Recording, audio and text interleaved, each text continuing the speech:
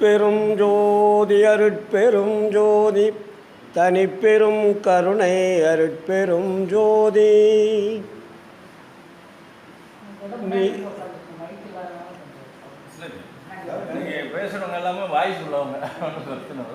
நினைந்து நினைந்து உணர்ந்து உணர்ந்து நெகிழ்ந்து நெகிழ்ந்து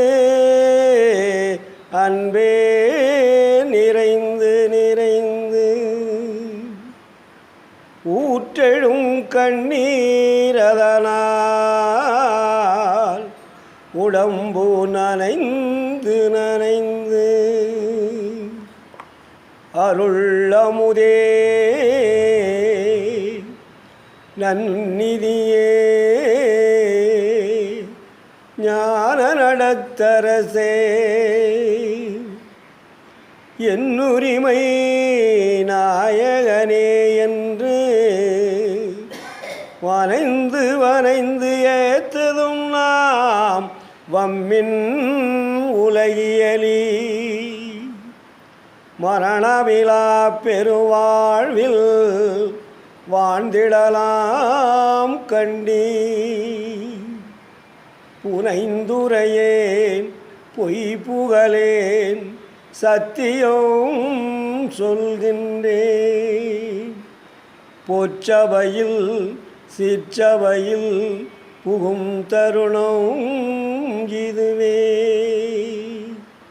புகும் தருணம் இதுவே புகும் தருணம் இதுவே. அருட்பெரும் ஜோதி அருட்பெரும் ஜோதி தனிப்பெரும் கருணை அருட்பெரும் ஜோதி. அருட்பெரும் ஜோதி அருட்பெரும் ஜோதி தனிப்பெரும் கருணை அருட்பெரும் ஜோதி. ஆன்மநேய ஒருமைப்பாட்டு உரிமையுடைய சகோதர சகோதரிகளே, உங்கள் அனைவருக்கும் முதற்க நன்றி கலந்த வணக்கத்தையும் வாழ்த்துக்களையும் தெரிவித்துக் கொள்கிறேன்.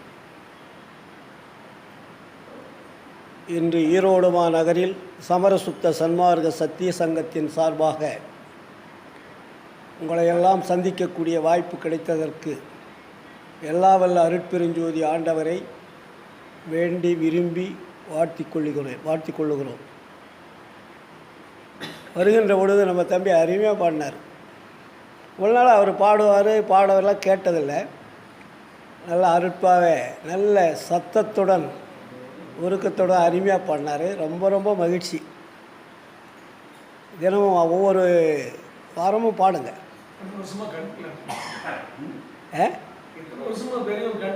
இருக்கட்டும் விடுங்க. காலங்கள் வரும்போது எல்லாமே கைகூடும். ஏன்னா அது எதுக்குண்டான ஒரு காலம் நேரம்னு இருக்கு இல்லையா, அது இறைவனுடைய செயல்பாட்டில் எந்த காலத்தில் எது நடக்குமோ அந்த காலத்தில் அது நடக்கும். அதுதான். அதனால் இப்படி ஒவ்வொருவரும் அருட்பாவை நன்கு படிக்க வேண்டும். அதனால் நம்ம எல்லாருமே அருட்பாவை படிக்கணும். மேடையில் வந்து ஒவ்வொருத்தரும் படிக்கிறதுக்கு படிக்கணும். நமக்கு எந்த ராகம் வருதோ அந்த ராகத்தில் படிக்கலாம். வள்ளலாருடைய அருட்பா வந்து எல்லா ராகத்துக்குமே பொருந்தும். உலகத்தில் எல்லா ராகத்திற்கும் பொருந்தக்கூடிய ஒரே ஒரு பாடல்னால் வள்ளலார் எழுதிய அருட்பா தான். எந்த ராகத்தில் வேணாலும் பாடலாம், அதுக்கு சூட் ஆகும். அந்த அளவிலே வள்ளல் பெருமான் நமக்கெல்லாம் ஒரு அருள் பாடல்களை தந்திருக்கிறார்கள். நமது அருமை நண்பர் பாண்டியன் அவர்கள் சொன்னார்கள், தீபத் திருநாள். இப்பொழுது நம்மளுடைய தமிழகத்திலே திருவண்ணாமலையிலே தீபத் திருநாள் மிக சிறப்பாக காட்டினார்கள். எல்லோரும் நேற்று பார்த்துருப்போம். குறைஞ்சது ஒரு 10 லட்சம் மக்கள் அங்கே கூடியிருந்தார்கள். டிவியிலே நேரடி ஒளிபரப்பும் செய்தார்கள். பத்திரிகை வாயிலாகவும் செய்திகளை கண்டோம். அப்போது திருவண்ணாமலையில் காட்டக்கூடிய தீபத்தினுடைய தன்மை என்ன, வள்ளலார் காட்டிய தீபத்தினுடைய தன்மை என்ன, இதை நம்ம புரிஞ்சுக்கிட்டோம்னா நமக்கு கொஞ்சம் விளங்கும். ஏன்னா வள்ளல் பெருமான் அவரும் தீபத்தை இறைவனாக பாவிக்க வேண்டும் என்று சொல்லுகிறார். இதற்கு முன்னாடி ஒரு 1000 ஆண்டுகளுக்கு முன்னாடியே திருவண்ணாமலையிலே இந்த தீபத் திருவிழாவை கொண்டாடி கொண்டு வருகிறார்கள். அப்போது இந்த தீபத்துக்கும் வள்ளலார் சொன்ன தீபத்துக்கும் என்ன வேறுபாடு? தீபம் என்பது ஒளி இல்லையா? ஒளி, அதிலிருந்து வருவது பிரகாசம். ஒளி என்பது எரிந்து கொண்டிருப்பது, அதனால் வரக்கூடியது பிரகாசம் என்ற வெளிச்சம் இல்லையா?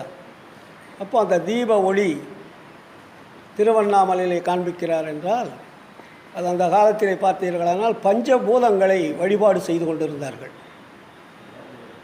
அக்காலத்திலே மனிதனுக்கு இறைவன் யார் என்று தெரியாத காரணத்தினால் பஞ்சபூதங்களை தெய்வங்களாக வழிபாடு செய்து கொண்டிருந்தார்கள்.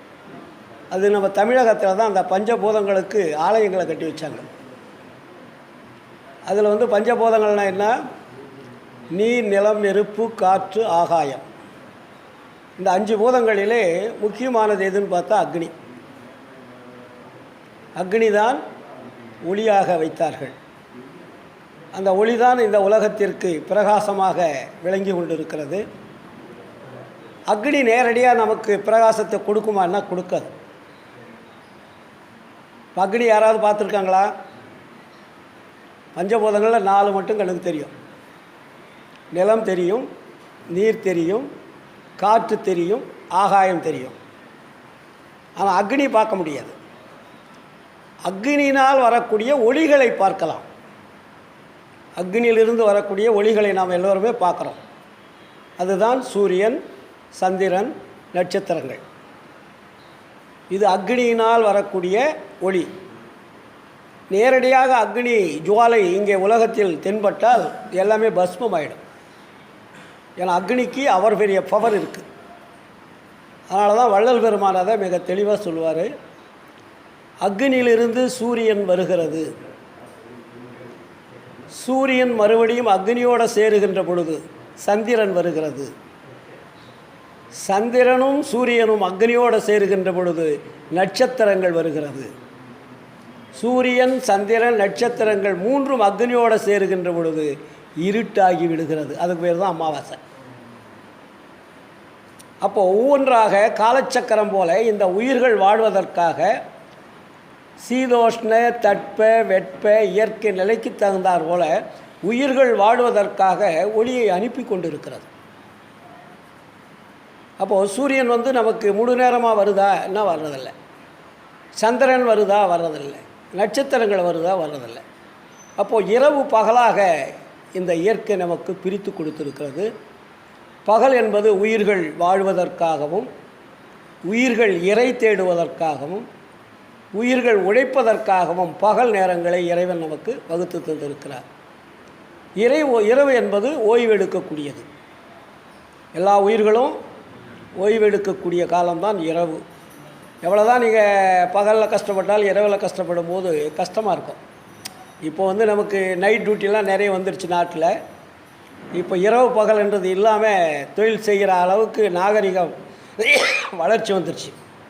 இப்போ டியூட்டி பார்த்திங்கன்னா இப்போ நம்ம நாட்டில் பெரிய பெரிய சிட்டிலாம் பார்த்திங்கன்னா இரவு பகலாக இருக்கும் எல்லாமே. ஆமாம், இரவில் மக்கள் பூரா அங்கங்கே அலைஞ்சிக்கிட்டு தான் இருக்கிறாங்க. இரவில் யாரும் போய் ஓய்வு எடுக்கிறதில்ல. ஒரு 25% இரவில் எல்லாருமே வேலை செஞ்சுட்டு தான் இருக்கிறாங்க. ட்ராவலிங்கிலிருந்து, தொழிலிருந்து எல்லாமே. ஒரு 70% தான் வீட்டில் இருப்பாங்க. இது இந்த நிலை இயற்கையினுடைய தன்மைக்கு தகுந்தார் போல இறைவன் வைத்திருக்கிறார்.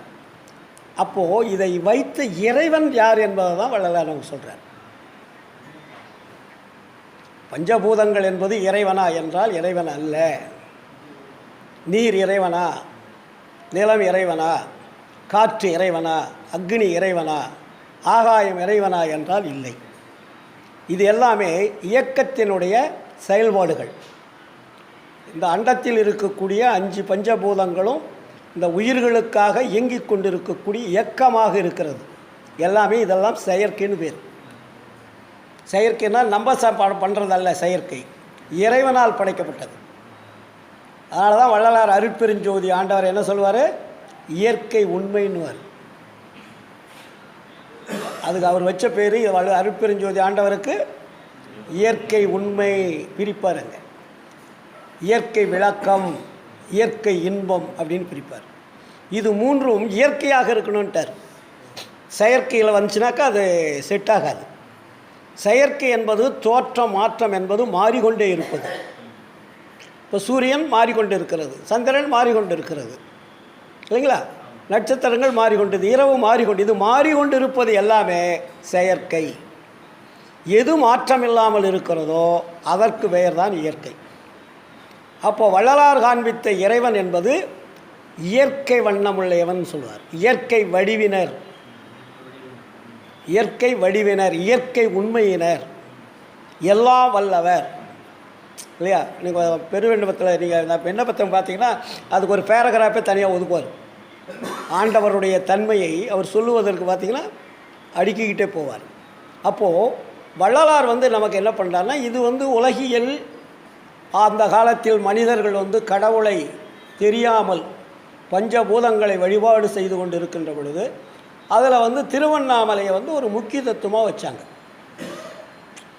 இப்போ அவர் கூட சொன்னார் இல்லையா, அண்ணாமலை உண்ணாமுலைன்னு பேர் அதுக்கு.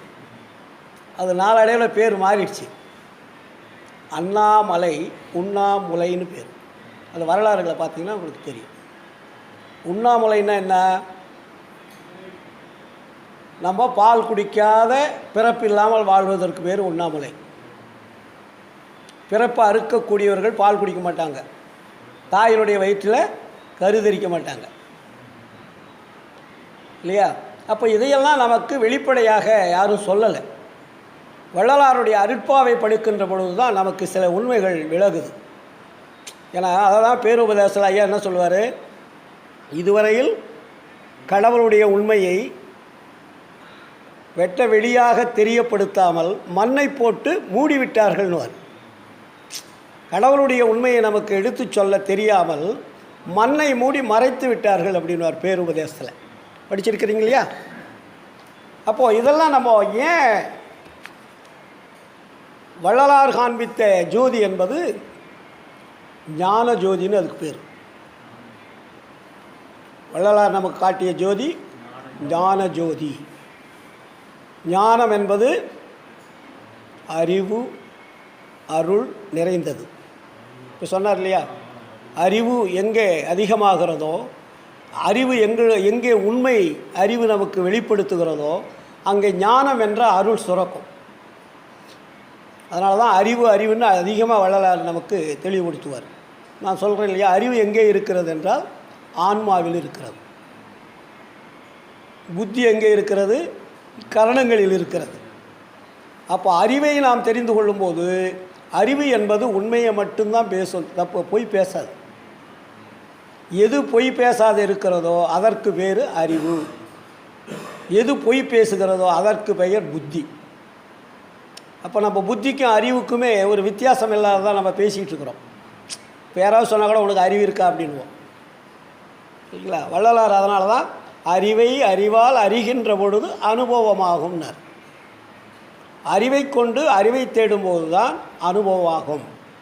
அப்போ அறிவு எங்கே இருக்கிறது, ஆன்மாவில் இருக்கிறது. அந்த ஆன்மாவினுடைய தொடர்பு வைக்கின்ற பொழுது தான் அறிவு என்பது நமக்கு ஒவ்வொன்றா விளக்கமாக தெரியும். அதாவது கேட்காத கேள்விகள் சொல்கிறார் இல்லையா, கேட்காத கேள்விகளும் பார்க்காத நிகழ்வுகளும் வெட்ட வெளிச்சமாக நமக்கு தெரியும். எப்போது அறிவு வேலை செய்யும்போது. அது வெளியும் நமக்கு மூடம் இருக்கும். மூடம்னா அறியாமை. அப்போ அங்கே அறிவு வேலை செய்யலை. இப்போ ஏன் நம்ம பக்தி மார்க்கத்தில் இப்போ இவ்வளோ பேசி அவர்களை நாம் திருத்துவதற்கு போராட வேண்டியதாக இருக்குது. ஒரு புலால் சாப்பிடாதீங்கன்னா அதுக்கு போராட வேண்டியதாக இருக்குது. ஏன்னா அவங்களுக்கு அந்த நிலைமை மாறி அந்த அளவுக்கு ஊறி போச்சு அந்த ஆன்மாவில். அதுதான் திரைகளாக ஐயா சொல்கிறார். திரைகள் என்பது என்ன, அறியாமை அஞ்ஞானம் என்னும் திரைகள். கடவுளுடைய உண்மையையும் வாழ்க்கையினுடைய தரத்தையும் தெரிந்து கொள்வதற்கு எது தடையாக இருக்கிறதுன்னா, பல்லாயிரம் ஆண்டுகளாக நமக்கு போதித்த அந்த ஜாதி சமய மதங்களுடைய கொள்கைகள் இல்லையா. இப்போ நம்ம திருவண்ணாமலை ஜோதி எல்லாருமே பார்த்து பார்த்து பழகிட்டோம் இல்லையா. அது திருவண்ணாமலை ஜோதின்னா அது ஒரு பெரிய ஒரு உலகத்திலே ஒரு அதிசயமாக நம்ம பார்த்து பழகிட்டோம். இன்றைக்கி நேரத்தில் அது நம்ம காலத்திலேருந்து. அதனால் நமக்கு வள்ளலார் ஜோதியும் அந்த ஜோதியும் ஒன்றுன்ற மாதிரி தான் நமக்கு தோற்றம் தெரியுது. வள்ளலார் காட்டிய ஜோதியும் திருவண்ணாமலை காட்டின ஜோதியும் ஒன்று தான் அப்படின்னு நம்ம சொல்லுவோம். அது வள்ளலார் வடலூரில் காட்டுறாரு, இங்கே வந்து திருவண்ணாமலையில் மலை மேலே காட்டுறாங்க அப்படின்னு தான் நம்மளுடைய அறிவு சொல்லும்.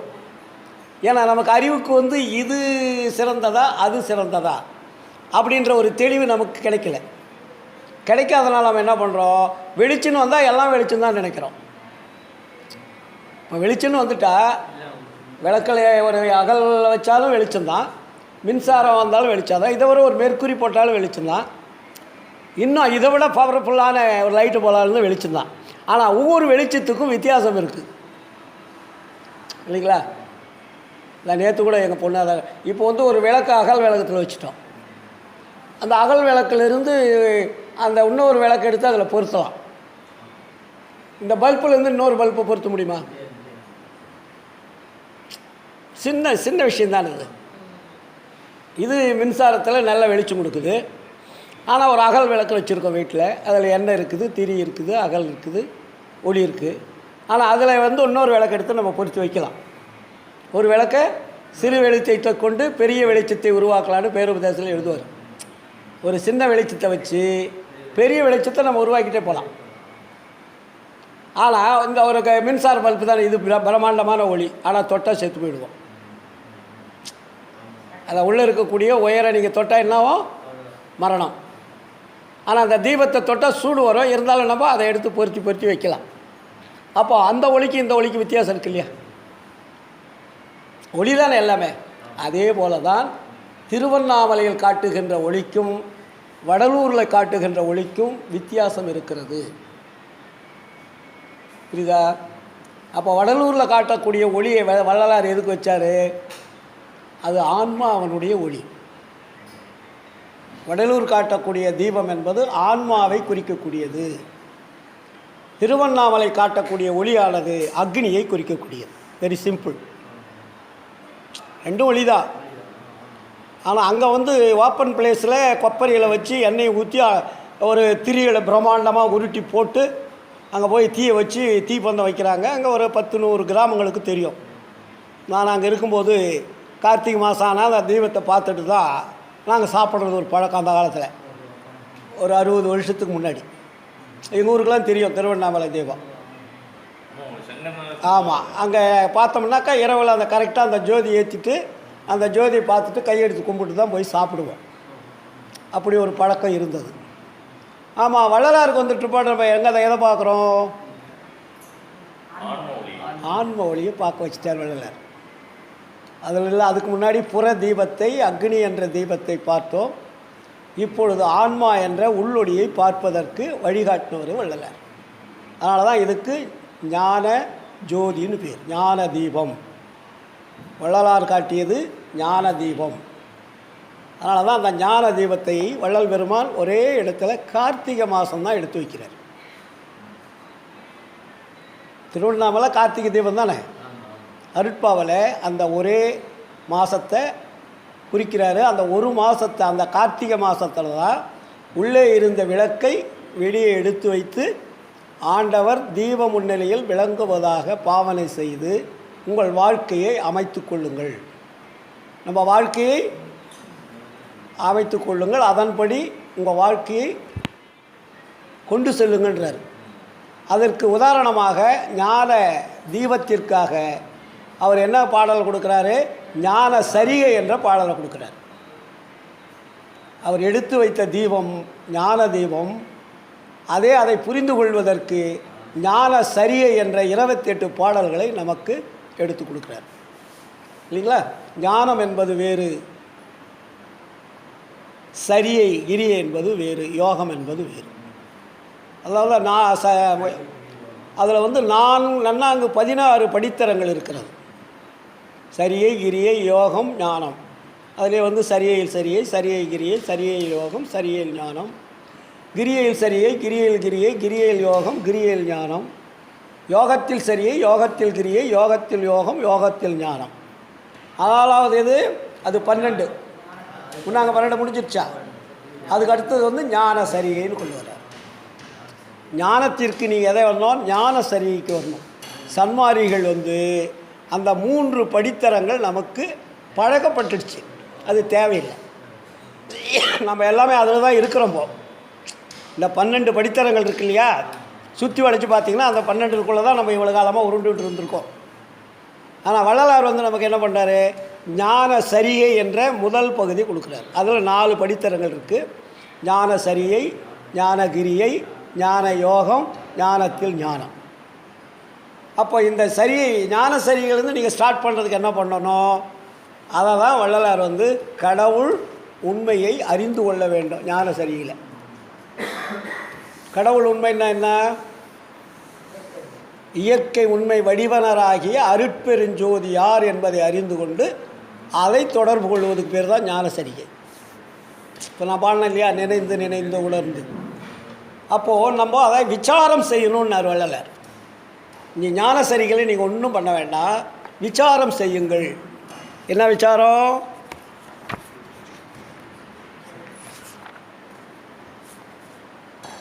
சித்திவிளாக திருமாளிகையில் உள்ளே இருக்க அவர் தங்கியிருக்கக்கூடிய உள்ளே வச்சிருந்திருக்கார் விளக்கு. அந்த விளக்கை வந்து கார்த்திகை மாதம் வெளியே எடுத்து வச்சு இதை இடைவிடாது ஆராதனை செய்யுங்கள்ன்றார். எப்படி? இடைவிடாதுன்னு ஒரு வார்த்தை போடுவார். சும்மா இன்றைக்கி தீபம் ஏற்றி வச்சோம் அப்புறம் நாளைக்கு ஏற்றி வச்சுக்கலான்னு கிடையாது. இதை இடைவிடாது ஆராதனை செய்யுங்கள். அப்படின்னா உங்கள் உடம்புக்குள்ளே இருக்கக்கூடிய ஆன்மா இடைவிடாது செயல்பட்டு கொண்டு இருக்கிறது. அதை நீங்கள் இடைவிடாது தொடர்பு கொள்ளுங்கள்னு அர்த்தம். அது இடைவிடாதானே செஞ்சிட்டு இருக்குது. உங்கள் தாயினுடைய கருவறையில் வந்து அது இறங்கினதுலேருந்து மரணம் அடைகிற வெளியே அது ஓய்வு எடுக்குதா? அப்போ அது தன்னைத்தானே ஓய்வெடுக்காமல் செயலாற்றி கொண்டிருக்கும்போது அதை நீங்கள் மறக்கலாமா? இல்லையா? அதனால தானே சொன்னார் இல்லையா, இப்போ ஒரு பாடல், என்னுள் இருந்து இசைக்கின்றான். இறைவன் வேறு எங்கேயும் இல்லை, ஒவ்வொரு உடம்புக்குள்ளும் இறைவன் இயங்கிக் கொண்டிருக்கிறார். அதற்கு பெயர்தான் ஆன்மா. அதனால தான் அதை வள்ளலார் என்ன பண்ணார்? ஆன்மா என்பது அக்னின்னு போட்டார். நீங்கள் திருவண்ணாமலை பார்க்குற ஒளி அக்னி, அதை உடம்புக்குள்ளே அவர் 4ஆக பிரிக்கிறாரு. ஆன்மா என்பது அக்னி, ஜீவன் என்பது சூரியன், கரணம் என்பது சந்திரன், இந்திரியங்கள் என்பது நட்சத்திரங்கள். புரிச்சிட்டாரா? அப்போது நீ ஆன்மாவை பார்க்கின்ற பொழுது நீ இறைவனை பார்க்கக்கூடிய தகுதி உள்ளவன் என்பது பொருள். ஏன்னா நம்ம எல்லாத்தையுமே உடம்புல இருக்கக்கூடிய எந்த ஒளியுமே நமக்கு தெரியல. நட்சத்திரம் தெரியுதா? உடம்புக்குள்ளே தான் இருக்குது. இப்போ சொன்னார் இல்லையா ஐயா, கோடான கோடி அணுக்கள், அணுத்துகள்கள் தான் நட்சத்திரங்கள். நம்ம உடம்புல இருக்கக்கூடிய ஒவ்வொரு அணுக்களும் நட்சத்திரங்கள். இது உள்ளே தான் இருக்குது. அது ஒளியுடன் தான் இருக்குது. அந்த ஒளி இல்லைன்னாக்கா அந்த உடம்பு இயங்காது. தொடு உணர்வு எதனால் வருது? அங்கே அந்த ஒளி இருக்கிறதுனால தான் தொடு உணர்வு வருது. இது பூரா நட்சத்திரங்கள்னு பேர். ஆமாம், நீ யாரோ அது கொஞ்சம் தொட்டு பாருங்க அப்படின்வாங்க. ஆணுக்கும் பெண்ணுக்கும் உண்டான அணுக்கள் கூட வித்தியாசம் உண்டு.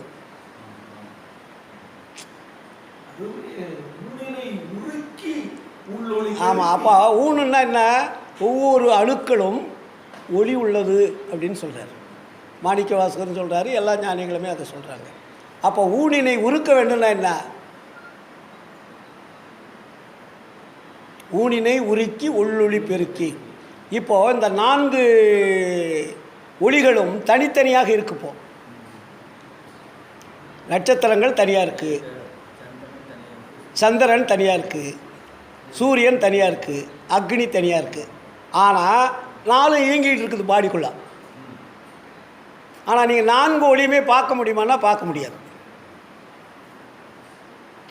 இந்த 3 ஒளி கூட இந்த உணர்வுனால் நம்ம தெரிஞ்சுக்கிறோம். ஆனால் ஆன்மாவை வந்து அவ்வளோ சீக்கிரத்தில் நம்மளால் தெரிஞ்சிக்கவே முடியாது.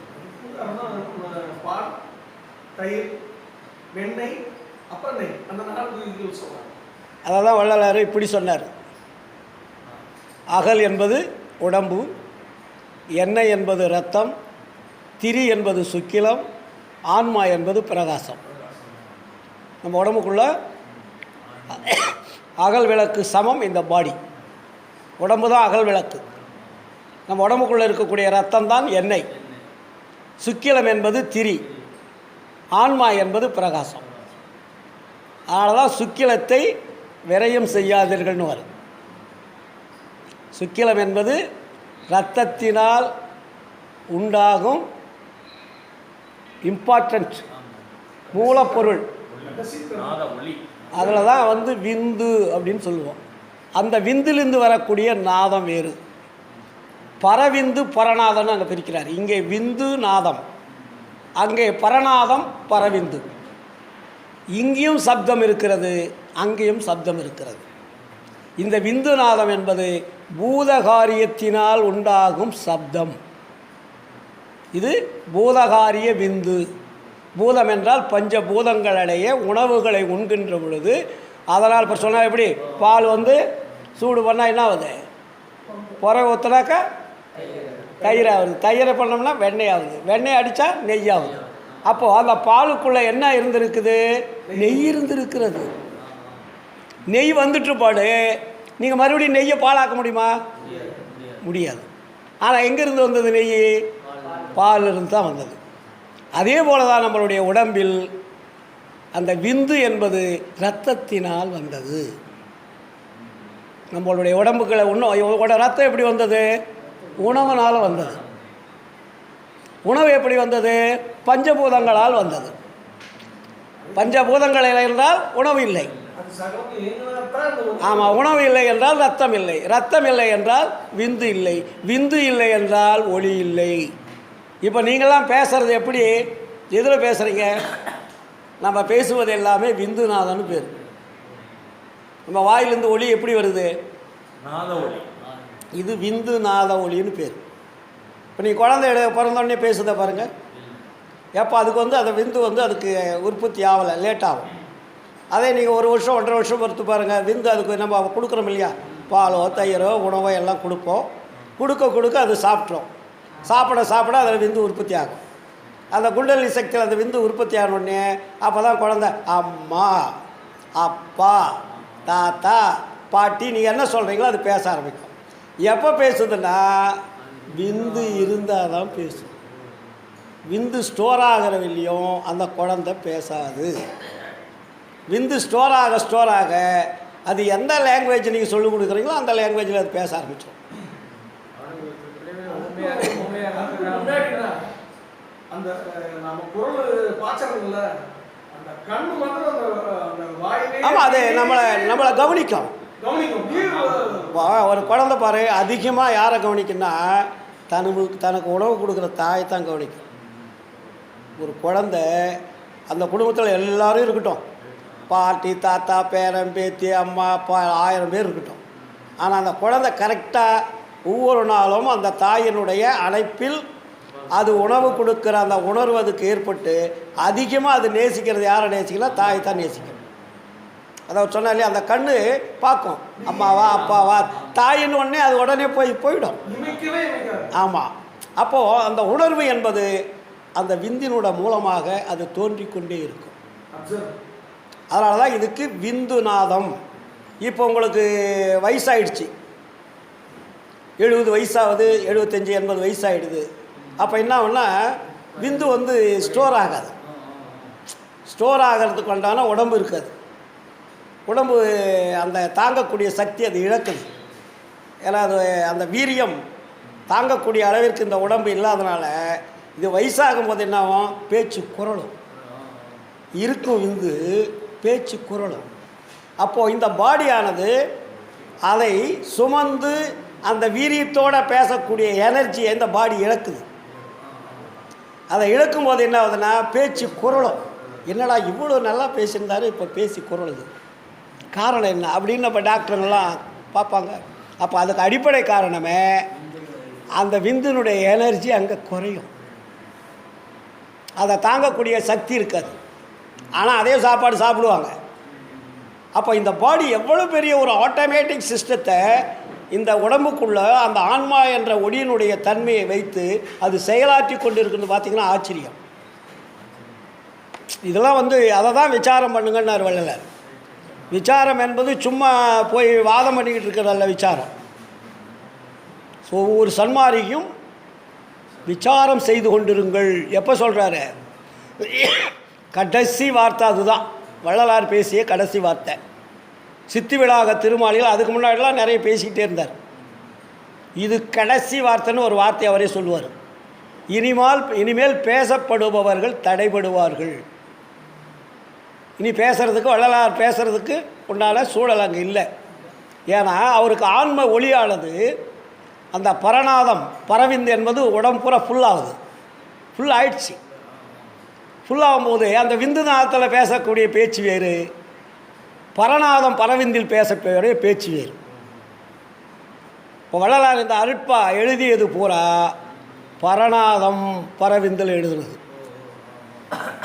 நான் போன மாதம் கூட சொல்லியிருக்கேன். இங்கே சொன்னேன்னா சிலக்காவணத்தில் சொன்னால் தெரியல. 1லிருந்து 5 திருமுறை எழுதுகின்ற பொழுது விந்து நாதத்தில் எழுதியது. உலகிலுடைய பழக்க வழக்கங்கள் இருப்பதால் அதில் எழுதுறது. 6ஆம் திருமுறை என்பது அருளால் எழுதியது. அதான் பரவிந்து பரநாதம். ஆமாம், லோடு ஆயிடுச்சு அங்கே ஃபுல். அதனால தான் வள்ளலார் சொல்வார், என்னுள் இருந்து இறைவன் இசைக்கின்றான் இதை கேண்மின் நீவீர். தன்மையோடு சுத்த சிவ சன்மார்க்க நெறியில் சார்ந்து விரைந்து ஏறுமினோ சத்திய வாழ்வழிக்க கண்மை தரும் ஒரு பெருஞ்சீர் கடவுள் என புகழும் கருணை நீதி வருகின்ற தருணம் இதுதானே. ஆண்டவர் வந்துக்கிட்டு இருக்காரு, நான் போக போகிறேன். அதனால் இது கடைசி வார்த்தை எனது. இந்த வார்த்தையை கேட்டு உங்கள் வாழ்க்கையை அமைச்சுங்கன்றார். எவ்வளோ பெரிய ஒரு உண்மையை ஒரு சாதாரணமாக நமக்கு சொல்கிறாரு. நம்ம மதிக்கிறதே கிடையாது. வள்ளல் பெருமான் இது பிரம்மாண்டமான இறைவனுடைய வாக்குமூலம். ஏன்னா இருக்கிறதுக்கு முன்னாடி இறைவன் நேரடியாக சொன்ன வரலாறுகள்லாம் கிடையாது, எனக்கு தெரியல. ஏன்னா எல்லா ஞானிகளுக்குமே அருள் வந்திருக்கு. அருள் வரும்போது அருள்னால் பேசுவது வேறு, இறைவனே புல்லோடாயிட்டு இருப்பாடு பேசுவது வேறு. உங்களுக்கு ஒரு அருள் கொஞ்சம் கிடைச்சிட்டா நீங்கள் சொன்னதெல்லாம் நடக்கும். ஆமாம், அருள் அந்த பூத அமுதங்களை மாற்றி அருள் அமுதமாக இந்த உடம்பை மாற்றுகின்ற பொழுது இந்த அணுக்கள் எல்லாம் உருகி போயிடும். அதான் ஊனினை உருக்கி உள்ளொளி பெருக்கி. அப்போ இந்த பாடி இருக்கோம், நம்ம கண்ணுக்கு தெரியாது. இந்த பூத அணுக்கள் இருக்கிற வெளியும் தான் அவங்க பாடி கண்ணுக்கு தெரியும். என்னுடைய ஒளி உடம்பு எனக்கு ஆயிடுச்சுன்னா நான் பேசுவேன், என்ன நீங்கள் பார்க்க முடியாது. கதிரோடு உட்காந்து பேசிகிட்டு இருக்காரு, என்னுடைய வாய்ஸ் வரும், ஆனால் என்ன நீங்கள் பார்க்கணுன்னா பார்க்க முடியாது. ஆனால் நான் நினச்சா உங்களுக்கு பார்க்குற மாதிரி நான் காட்சி கொடுக்கலாம். அப்போ அந்த 6 சித்துகள் 64 கோடியும் கையுறை பெற்றுடும். எத்தனை கோடி? 647 கோடி சித்துகள் என்றார். 6 சித்துக்கள் 647 கோடிகள். அது முழுசு வரும்போது தான் இறைவனுடைய நிலை. அதான் கடவுள் நிலை அறிந்த மயமாதல். அதில் ஒரு சித்துகள் குறைவாக இருந்தாலும் கடவுள் வரமாட்டார். அதெல்லாம் வள்ளலாருடைய தனித்தன்மை என்ன என்றால், முழுமையான குறைவில்லாமல் இறைவன் என்ன சொன்னாரோ அதுபோல் வாழ்க்கை அமைத்து முழுமையான அருளை உடல் முழுவதும் அவர் லோடு பண்ணிட்டார். அதனால தான் இறைவன் உட்காந்துட்டார். ஏன்னா பூத உடம்பாக இருக்கின்ற பொழுது ஆன்மா இருக்கும். நல்லா புரிஞ்சுக்கங்க. இந்த பூத உடம்பில் என்ன இருக்குது? ஆன்மா இருக்கும். அருளுடம்பாக மாறுகின்ற பொழுது இறைவன் இருப்பார். ஆன்மா என்பது அங்கே ஒளி ஆயிடுச்சு. அந்த அருள் ஒளியாக இந்த 4 ஒளியும் அங்கே மெர்ஜ் ஆகிடுது. அதாவது நட்சத்திரம், சந்திரன், சூரியன், அக்னி என்ற 4 ஒளிகளும் அருள் ஒளியாக அவர் மாற்றிட்டார். அப்போ அதாவது அந்த உடல் முழுவதுமே அருள் ஒளியாக மாறுகின்ற பொழுது அப்போ இறைவன் அங்கே குடிகொண்டுட்டார். அதனால தான் வள்ளலார் அந்த கடைசியில் சொல்கிறார், சத்தியவான் வார்த்தை இது தான் உரைத்தேன் கண்டாய். சந்தேகம் இளையதனில் சந்தோடம் உருவாய். இத்தினமே அருஜோதி எய்துகின்ற தினமாம் இனிவரு தினங்களெல்லாம் இன்பமுறு தினங்கள். அப்போ என்ன நடக்கும்? சுத்த சிவ சன்மார்க்கம் துலங்கும், எல்லா உலகும் தூய்மையுறும், நீ உரைத்த சொல் அத்தனையும் பலிக்கும். அப்போது செத்தவர்கள் எழுந்து உலகில் திரிந்து மகிழ்ந்திருப்பார், திருவருள் செங்கோல் எங்கும் செல்லுகின்றதாமே. அப்போ திருவருள் செங்கோல் என்றது என்ன? இறைவன் வள்ளலாருடைய பாடியில் வந்து அமர்ந்து விட்டதால் அவருக்கு என்ன, இறைவன் செய்கிற வேலையை இவர் செய்கிறார்னு அர்த்தம். அதுதான் ஐந்தொழில் வெள்ளபம். அப்போ ஆன்மா என்பது இல்லை, வள்ளலார் என்பது இல்லை. அந்த உடல் முழுவதும் ஜோதிமயமாக மாறுகின்ற பொழுது, ஞான தீபமாக மாறுகின்ற பொழுது, அருள் ஒளியாக மாறுகின்ற பொழுது அங்கே குடியிருப்பவர் யார் என்றால் இறைவன் தான். அங்கே வள்ளலாரும் கிடையாது, ராமலிங்கமும் கிடையாது. புரியுதுங்களா? அந்த நிலையில்தான் வள்ளல் பெருமான் இறுதியிலாக சொல்லுகிறார்கள். எப்போ? ஸ்ரீமுக வருஷம் ஐப்பசி மாதம் 7ஆம் நாள் புதன்கிழமை பகல் 8 மணிக்கு மேட்டுக்குப்பம் என்னும் சித்தி விளாக திருமாளிகள் முதலில் கொடி கட்டி உடனே நடந்த நிகழ்ச்சியின் குறிப்புன்னு போட்டார். சித்தி விளாக திருமாளிகளை கொடி கட்டார். கொடி கட்டன்னா என்ன? மரணத்தை வென்றுவிட்டேன்னு அர்த்தம். எனக்கு மரணம் கிடையாது. கொடின்னா என்ன? விந்து நாதம் எல்லாம் பஸ்பமாகி பரவிந்து பரநாதமாக மாறி அருள் ஒளியாக தன்னை மாற்றிக்கொள்வது. தொப்புள் கொடியிலிருந்து ஆன்மாவெள்ளி ஒரு கொடி ஏற இறங்கவும் இருக்கிறது. ஆனால் அது ஏற இறங்க இருக்கக்கூடிய அந்த உச்சியில் என்ன இருக்குது? மஞ்சள் வெள்ளை வர்ணமாக இருக்கிறது. இந்த வெள்ளையும் மஞ்சள் என்னாச்சு? ஏற இறங்கவும் இருந்ததை லெஃப்ட் அப் என்ற இயக்கத்தை நிறுத்திவிட்டார். இப்போ உங்களுக்கு லெஃப்ட் அப் என்ற ஆக்ஷன் நடந்துகிட்டு இருக்கு.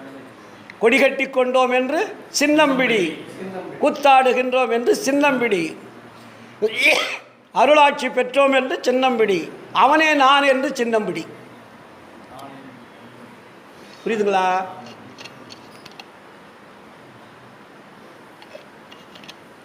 இந்த உண்மையெல்லாம் நமக்கு தெரிஞ்சிட்டா நம்ம தப்பு பண்ணுற எண்ணமே வராது. நம்ம இன்னொரு தெய்வத்தை நினைக்கின்ற எண்ணம் வராது. ஏன்னா நம்ம இந்த பழைய வாசனைன்னு ஒன்று இருக்குது. பெருங்காய டப்பாவில் பெருங்காய வாசனைன்னு சொல்லுவாங்கள்ல. அப்போ நம்ம போய் பழகிட்டதுனால இங்கேயும் விட முடியல, அங்கேயும் விட முடியல. ஏன்னா அதை விட்டால் நம்ம வீட்டுக்காரர் என்ன சொல்லுவாரோ, அம்மா அப்பா என்ன சொல்லுவாங்களோ, சுற்றம் என்ன சொல்லுமோ, இப்படி இந்த சுற்றம் சூழ்ந்து வாழ்க்கை வாழுகின்ற பொழுது உங்களை நீங்கள் உண்மை தெரிந்தாலும் உங்களை மாற்றிக்கொள்ள முடியாத ஒரு சூழலிலே சிக்கி கொண்டிருக்கிறீர்கள். இப்போ எங்களுக்கு அந்த சூழல் இருக்கிறதுனா அந்த சூழல் நாங்களாம் வெளியே வந்துட்டோம். எங்களை யாரும் கேட்குறதும் கிடையாது, அடக்கிறதும் முடியாது, தடுக்கிறதுக்கும் முடியாது. எங்கள் வீட்டிலையோ இல்லை யாரோ பசங்களோ பிள்ளைங்களோ எங்களை அடக்குவதற்கு ஆள் இல்லை, தடுப்பதற்கு ஆள் இல்லை, ஒடுக்குவதற்கு ஆள் இல்லை. இதை செய்து தான் தீர வேண்டும் என்று கண்டிஷனுக்கு ஆள் கிடையாது. ஏன்னா நமக்கு ரூட்டு கிளியரன்ஸாக இருக்குது. இப்போ எனக்கு ரூட்டு கிளியராக கிடைக்கும்போது நான் போய் எப்படி சிக்குவேன்? எனக்கு ரூட்டு தடுமாற்றம் இருந்தால் தான் அடாடா திருவண்ணாமலை கோயிலில் நம்ம 5-6 வருஷத்துக்கு முன்னாடி 10 வருஷத்துக்கு முன்னாடி போய் பார்த்தோம், இன்றைக்கி அந்த கோயிலில் போய் அந்த ஜோதியை பார்க்கலான்ற எண்ணம் நமக்கு வரும். ஏன்னா ரமண மகரிஷியெல்லாம் நான் சின்ன வயசுலேயே பார்த்துருக்கேன். எனக்கு அப்போ 6-7 வயசு இருக்கும். நான் திருவண்ணாமலை அடிக்கடி போகும்போது அவர் அந்த கோமணத்தை கட்டிட்டு கோயிலில் சுற்றிட்டு வருவார். உள்ள அந்த ஆயிரங்கால் மண்டபத்துக்கு கீழே ஒரு படிக்கட்டில் இறங்கி போனேன்னா ஒரு பாதாள குகைன்னு இருக்கும், அங்கே போய் உட்காந்துக்குவார். மறுபடியும் வருவார், சுற்றிக்கிட்டு இருப்பார். அவர் செத்துட்டார், புற்றுநோய் வந்தது. என்னுடைய 6 வயசு. அப்போது நான் திருவண்ணாமலையில் நான் எங்கள் துணைவியார் தான் போவோம். இந்த திருவண்ணாமலை சுற்றி சாமியாருங்க நிறைய இருப்பாங்க. அப்போ அங்கே ஒவ்வொரு சாமியார்கிட்ட 100 பேர் 200 பேர் போய் உட்காந்துருப்பாங்க. ஏதாவது கேட்குறதுக்கு, வரம் கேட்குறதுக்கு, ஏதாவது பிரச்சனையை தீர்க்கறதுக்கு. நான் டெஸ்ட் பண்ணுறதுக்கு தான் போவேன். இது வெளியே நான் போய் யாரையும் எதையும் நான் கேட்ட வரலாறு எனக்கு கிடையாது, கேட்கவும் மாட்டேன். ஏன்னா எனக்கு கொஞ்சம் திமிரும் ஜாஸ்தி தான். இவனுங்க கேட்டு இவனுங்க பதில் சொல்லி நம்ம போய் தெரிஞ்சுக்கிறதா? அப்போ நம்ம தெரிஞ்சிக்காமல் இவனுங்களை போய் கேட்குறதா நான் ஒரு அறியாதவன் தானே. அந்த திமிரு எனக்கு எப்பயுமே உண்டு. ஆமாம், அதாவது யாரையும் போய் எனக்காக ஒரு சின்ன விளக்கம் கூட நான் கேட்க மாட்டேன். இப்போ அருட்பாவில் எனக்கு ஒரு சந்தேகம் வருதுன்னு வச்சுங்க, இந்த சந்தேகத்துக்கு போய் நான் யாரையாவது விளக்கம் கேட்பேன்னா கேட்கவே மாட்டேன். எனக்கு அது புரியல, அந்த வார்த்தைக்கு விளக்கம் தெரியல, கேட்கவே மாட்டேன். ஆனால் அதை விடை தெரியலையும் தூங்க மாட்டேன். அது இறைவன்கிட்ட தான் தொடர்பு வைப்பேன்.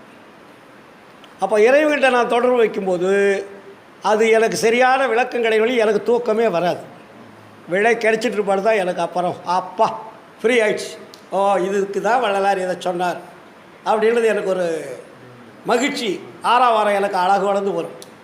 அப்போ என்னை நான் வந்து அந்த நேரத்தில் அழுவலான்ற எண்ணம் வரும், அழுகை வரும், ஊற்றெழும் கண்ணீர். அதனால் இல்லையா அந்த விளக்கத்தை உண்மையை தெரிகின்ற. இப்போ எனக்கு வந்து இப்போ இன்றைக்கி கம்ப்யூட்டர்லாம் வந்துருச்சு, இன்றைக்கி கிராஃபிக்ஸ்லாம் வந்துருச்சு இல்லையா.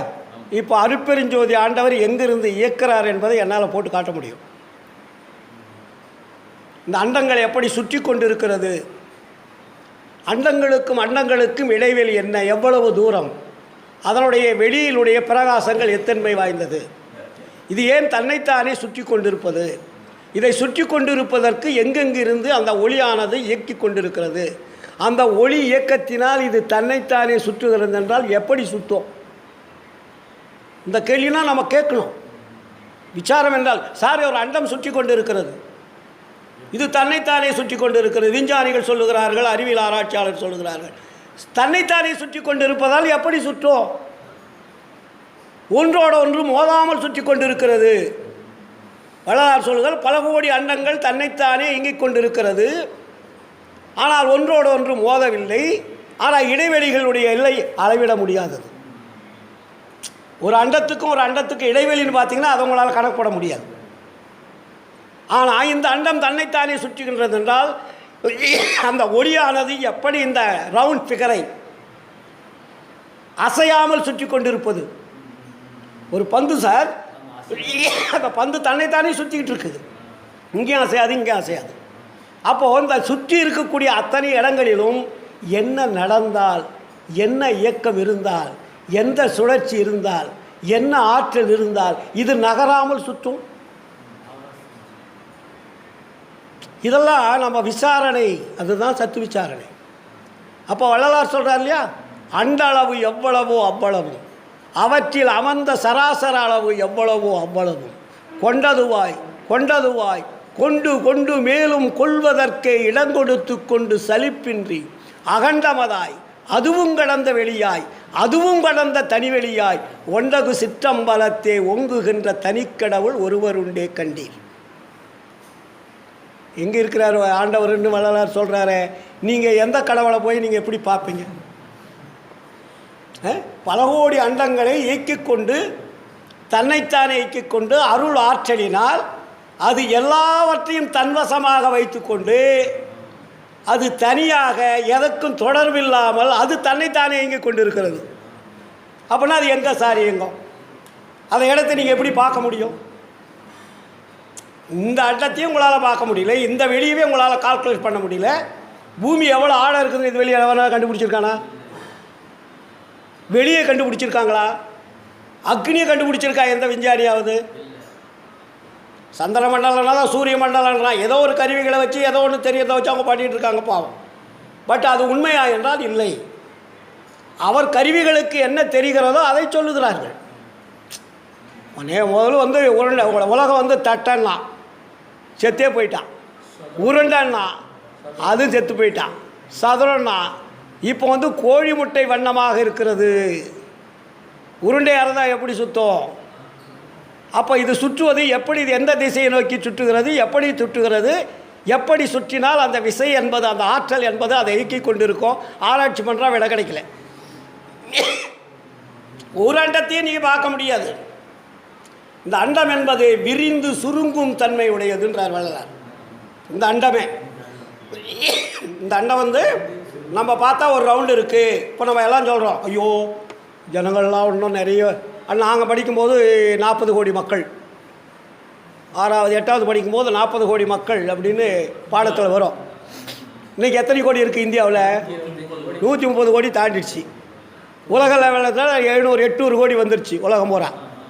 அப்போது இத்தனை மனிதர்கள் வாழ்வதற்கு இடம் கிடைக்காம இந்த மக்கள் அதிகமாக உற்பத்தி ஆகி கொண்டிருக்கிறார்கள். எப்படி உற்பத்தி ஆகும்? இப்போது மனிதன் வந்து 40 கோடி இருக்கா சார். இன்றைக்கி 130 கோடி நம்ம இந்தியாவில். இந்த உயிர்கள் எப்படி தோன்றியது, எப்படி அதிகமாச்சு? குடும்ப கட்டுப்பாடும் பண்ணி பார்த்தான் கவர்மெண்ட்டில், அதையும் விட்டுட்டான். போ அது சக்ஸஸ் இல்லை. குடும்ப கட்டுப்பாடு அப்போ எழுதினேன் வள்ளலார் வழிக்கு வரும்போதே, குடும்ப கட்டுப்பாடு என்பது அறியாமையினால் செய்யக்கூடிய செயல். குடும்ப கட்டுப்பாட்டுக்கும் குழந்தை பிறக்கிறதுக்கும் சம்மந்தமே கிடையாது. நீ அந்த பொண்ணுக்கு வந்து நீ குடும்ப கட்டுப்பாடு போயிட்டா இன்னொரு பொண்ணுக்கு பிறகுது அந்த ஆன்மா எங்கே வேணாலும் போய் பிறக்கும். அதனுடைய தன்மைக்கு தகுந்த மாதிரி, அதனுடைய இடத்திற்கு தகுந்த மாதிரி, அந்த அணுக்களுடைய சேர்க்கைக்கு தகுந்த மாதிரி அது போய்கிட்டே இருக்கும், பிறவி எடுத்துக்கிட்டே இருக்கும். அப்போது கீழில் இருக்கக்கூடிய பிறவிகளெல்லாம் மனித தேகமாக வந்து கொண்டு இருக்கிறது. இப்போ 40 கோடி இருந்த மனித தேகத்துக்கு இப்போ 130 கோடி வந்துச்சுல, எப்படி வந்தது? கீழ்ப்பிறவி என்பதெல்லாம் மனித தேகம் எடுத்துக்கொண்டு வருகிறது. அதனால் மனித உருவங்கள் அதிகமாகி கொண்டிருக்கிறது. இது பரிணாம வளர்ச்சி. அப்போது இது வந்து இப்போ அதனால தான் இப்போ வள்ளலார் என்ன சொல்கிறாரு, நம்மளுடைய வாழ்க்கை தரத்தை மாற்றிக்கொள்ளுங்கள். நீங்கள் மறுபடியும் பிறக்கிறதுக்கு ஆசைப்படுறீங்களா? பிறப்பு கிடைக்கும். பிறப்பு கிடைக்காது என்பது எந்த உயிருக்கு ஆன்மாவுக்கும் கிடையாது. அதனால தான் இறந்து இறந்து இழைத்ததெல்லாம் போதும், பிறந்து பிறந்து வாழ்ந்ததெல்லாம் போதுன்ட்டார். அப்போது நம்ம ஒருத்தர் கூட இன்னும் வந்து ஆண்டவருடைய இடத்துக்கு நம்ம திரும்பலை. வள்ளலார் மட்டும்தான் இப்போ போயிருக்காரு அங்கே. வேறு யாருமே இன்னும் ரிட்டன் ஆகலை. நமக்கு ரிட்டன் டிக்கெட்டு வாங்கலை. நம்ம யாரும் வந்துட்டோம், அந்த டிக்கெட்டை வந்து தொலைச்சிட்டு இப்போ அலைஞ்சிட்டு கிடக்கிறோம். ரிட்டன் டிக்கெட் இருக்குது, நம்மகிட்டே கொடுத்து தான் அனுப்புகிறார் வள்ளலார். ஆனால் அந்த ரிட்டன் டிக்கெட்டை நம்ம எடுக்கலை, நம்மகிட்டே இருக்குது. அந்த ரிட்டன் டிக்கெட்டை நீங்கள் எப்போ எடுக்கிறீங்களோ அப்போ நீங்கள் போகலாம். இந்த எல்லையை விட்டு வெளியே செல்வதற்கு ஒரே ஒருத்துக்கு மட்டும்தான் தகுதி ஆண்டவர் கொடுத்துருக்காரு. வேறு எதுவுமே இந்த அண்டத்தை விட்டு வெளியே போக முடியாது. அருள் பெற்றால் மட்டும்தான் வெளியே போக முடியும். ஒரு மனிதன் அருள் பெறவில்லை என்றால் இந்த அண்டத்துக்குள்ளே அவன் பிறந்து பிறந்து இறந்து இறந்து பிறந்துக்கிட்டே இருக்க வேண்டியது. அது என்ன பிறவே எனக்கு தெரியாது, அது இறைவனுக்கு தான் தெரியும். அதனால தான் வள்ளலார் சொல்வார், இந்த பிறவி போனால் அடுத்த பிறவி என்ன என்பது தெரியாது, ரகசியம், சீக்ரெட். ஆனால் இந்த அண்டத்தை விட்டு வெளியே செல்ல வேண்டுமானால் என்ன வேணும்? அருள் தான். அருளுக்கு மட்டும்தான் பவர் வெளியே போகிறதுக்கு. அப்போ தான் அண்டம் ஓப்பன் ஆகும். அது வெளியே ஓப்பன் ஆகாது. அது மாயை சொல்லணும். மாயை வந்து ஆண்டவர்கிட்ட ரெக்கமெண்ட் பண்ணி சொல்லணும், இந்த பையன் சக்ஸஸ் பண்ணிட்டான், 100% பாஸ் பண்ணிட்டான், இவனுக்கு இங்கே சர்டிஃபிகேட் கொடுத்தாச்சு, அவன் சாப்பிடலை, அவன் உணவு உட்கொள்ளலை, எதுவுமே பண்ணலை, இல்லற வாழ்க்கை கிடையாது, அவன் முழுமையாக அருளை பெற்றுட்டான். இந்த அருளை பெற்றதுனால நம்ம உடனே அவன் இங்கே இருக்கிறதுக்கு உண்டான தகுதியை விட உயர்ந்த தகுதிக்கு வந்துட்டான். அதனால் இவரை அனுப்பிட்டுமா அப்படின்னு அது கேட்கும். மாயை கேட்டோடனே அங்கே பெருவெளியில் இருக்கக்கூடிய ஆண்டவர் என்ன பண்ணுவார்? ஓகே அனுப்பிடுனாக்கா அனுப்பிடுவார். அப்போ தான் ஆண்டவர் அங்கே போவார். அது நம்ம போக முடியும், அதுக்கு தடை இருக்காது.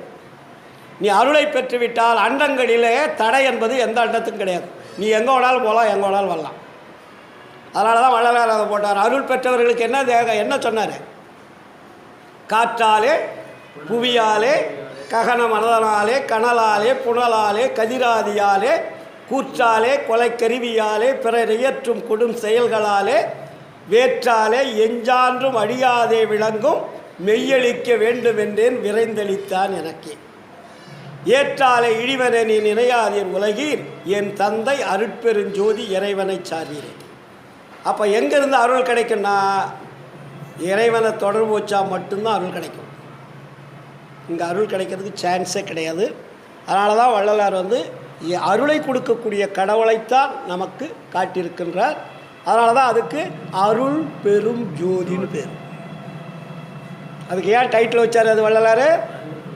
அருளை கொடுக்கறதுனால அது அருள் பெரும் ஜோதி.